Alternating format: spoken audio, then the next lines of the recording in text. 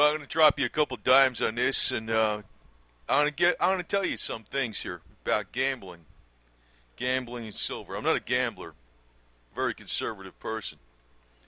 You notice on this channel, I don't actually put a lot of silver videos, even though I say the channel's about silver. But it is about. My background is accounting, finance, and I put a mixture of things on here because I think we're coming into tough times, and money's not going to be the be-all, end-all of everything. There's going to be a lot of problems. You're going to have to work together. But I'm going to tell you something about gambling. Psychologically, when people win, and actually the house does this all the time, when you have a good hand, you win. You win. You got a lot of winnings. What they do is they give you larger chips, poker chips. And the reason is they want you to bet big again. And maybe you'll win again. But if you keep doing that, the odds are you're going to lose. Now, why am I saying this? It applies to everything out there. I can tell you they did this in the oil market, for one. You can see they did this in the oil market with the fracking and the shale oil boom that went on here in the United States. You know, what happened with all the junk bonds and everything they got in that market? There's so many oil rig wells that are just going bust, right? Even though the production might be doing a little bit better overall, but the number of wells in this country is going down. Why? Because they got hot and heavy on what you call speculation, but it's gambling. It's like when you're on a winning streak, you're tempted to freaking bet more. They also did that with the real estate market, too, back in 2005, 2006, till it started to crumble in 2007. And, you know, nobody thinks it's going to crumble that much. You know, it's the same thing with the silver and gold markets. But I can tell you this, when the commodities do turn around, this is what the majority of the people are going to do. They're going to bet everything as they start seeing the history of the curve going up. Like right now, the history of the curve on silver, gold, and commodities and oil and everything is going down. Oh, it looks like the worst investment in the world. Actually, when it looks the worst, it's probably a good deal if you got the patience. But, you know, how low is low? I mean, even now, some people are predicting $20 a barrel oil. People were predicting $8 to $10 an ounce silver this past summer. That didn't happen either. But it's a game of patience, because that's really what the game always is with commodities. That's why you got to have a stomach to get through the freaking tough times. Because, you know, hey, when's the exact low? When's the exact high? Oh, if you knew that, you'd be the richest person in the world. Easy. I don't care if you started out with $100. You pick the low of the week and the high of the week, and you sell it those exact times. And you do that even in the course of a year or two. You're going to be the richest person in the world, mathematically. It doesn't sound like it, but exponentially it just goes ridiculous.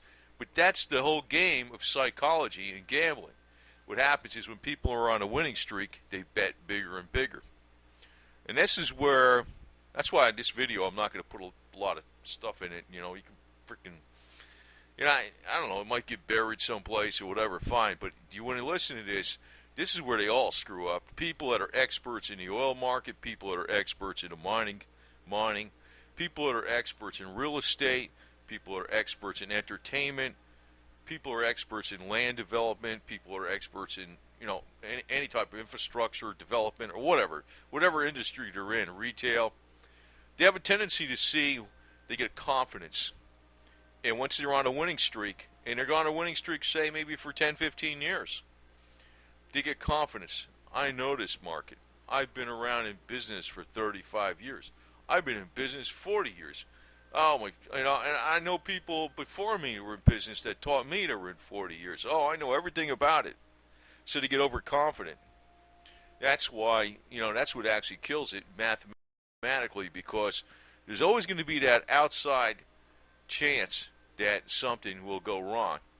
And when you bet everything and you're too well leveraged into something, you'll get screwed up. That's what happened in the oil markets. That's why all the oil wells are closing and stuff. But when you hold physical metals, you know, there's no leverage involved. There's no There's nothing involved. It's just there. It's just waiting, like, to be unearthed at a future time, you know. And when that happens, you'll be selling to the people indirectly, one way or the other, that have it in their head, I got to put everything there is into silver and gold because I'm on a winning streak. This always happens. That's the fatal flaw of gamblers. When they're on a winning streak, they don't stop and they don't pull out. And like I said, the casinos encourage you to keep going because they know you're going to eventually, mathematically, you're going to lose. But it works with all investments too. And people have a tendency to get too far ahead of themselves. They get a big ego. They start thinking they're high on the hog. They got millions of dollars. They're in charge of a $1.5 billion projects and things like that, and they think they know everything. You know, they've been around. They got all the right people around them, advising them and stuff, and yeah. And what happens? It changes. That could very well be the situation with the United States of America too itself. You know, we're looking at the debt. To me, that's not a gamble there. That's an axiom. It's going to crash, man. One of these days. I don't know when. You know, they talked about when it got over $1 trillion, it was really bad. Now it's over 18 trillion. They say the point of no return is 24 trillion. But see, that's what I'm talking about when you're holding silver and gold.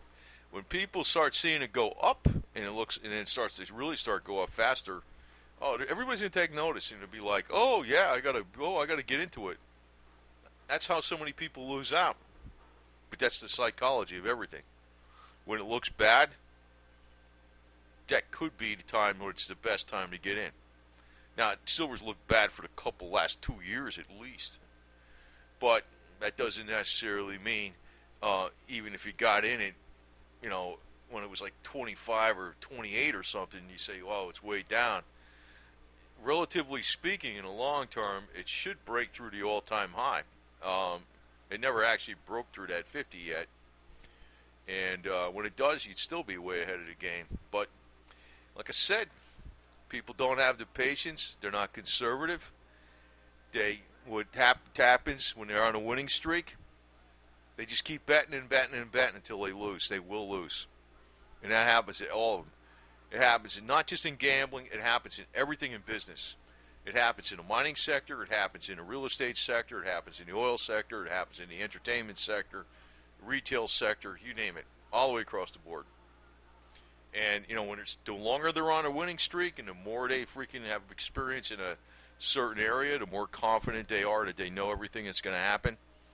And it could be one outside chance. I could also give you an example. I read something about a guy that was a trader way back when, before World War I. He was a mathematician, very good mathematician. He had all these, there was no computers back then. They were doing everything by hand, but he had all these statistics and charts and raw data. I don't know what he was doing, but it worked. It worked very, very, very well up until the time World War I started, and this whole model, he got destroyed, and he got wiped out. And so, like, that's what I think is going to happen with the deal with the metals. The metals are going to shine highest when the economic outlook and the political outlook and everything and the peace outlook looks the worst. That's when the metals are going to shine the highest and the strongest. And what's going to happen is, people are going to be screaming just like they did back in early 2011. You're going to lose all your money if you don't put everything you got into silver. Now, that, I always said, was bullshit. And I got a lot of heat for that crap, even when it was going up. When they're saying, oh, you got to have everything in there. What do you do? I said, well, yeah, you take fiat at the time of exchange, you know what I mean? But it doesn't mean you hold fiat forever, but you still hold some fiat. But that's going to be the mentality. That's the gambler's mentality of the novice. And it actually happens with the experienced. It happens with everybody in business that are in a certain field. They get overconfident. They just keep adding and adding more to the pot. And believe me, there's people with tens of millions of dollars. Like most people, if they got, say, a net worth of $35 million, they'd be just sitting on their ass doing as little as possible. But there's a lot of people out there that when they got that kind of wealth, they actually are risk takers and they keep going further and further and further. And they can get upside down. There's been people like that that's happened to quite often, more so than you think. So, but that's going to be to your favor when silver starts taking off, because people will have that mentality. I got to put everything I got into silver. Oh, look, the economy's collapsing. Everything's going wrong. Oh, the government's going down. Oh.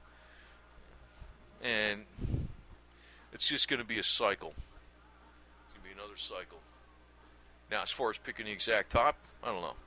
But, the point is, if you come out ahead, if you're patient, you come out ahead, and then you go into another asset that's a good, solid asset that looks like a pretty good deal, and you put some in the cash, of course, to buffer, to ride out whatever you got to do, you're fine. You're fine. Obviously, not everybody's going to make a lot of money doing nothing. That's for one thing, and that's why I don't like putting strictly these type of videos out, because that's what it is. What does gambling actually accomplish? Nothing. It's actually production of goods and services that accomplishes something. What you do for the dollar and what people receive for the dollars that they spend. That's the real economy, production of goods and services. Not gambling. It's not trading. It's not speculation on the markets.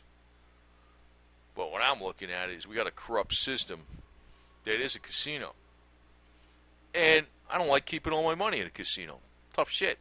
I don't even give a shit if the casino says, I'm going to give you double the money. Because first off, there's nothing that they can really say that guarantees that. Because I know these assholes, because when something goes wrong, they're like buttermilk. Oh, well, we did. We thought that's what they said. There's nothing. But you know what? Like what I said was about silver coinage. You know what? The value of silver coinage went down. The value of silver coinage went down in dollars. You still got the exact same amount of silver coinage. No difference. It didn't change. One iota. I'm not talking about trading.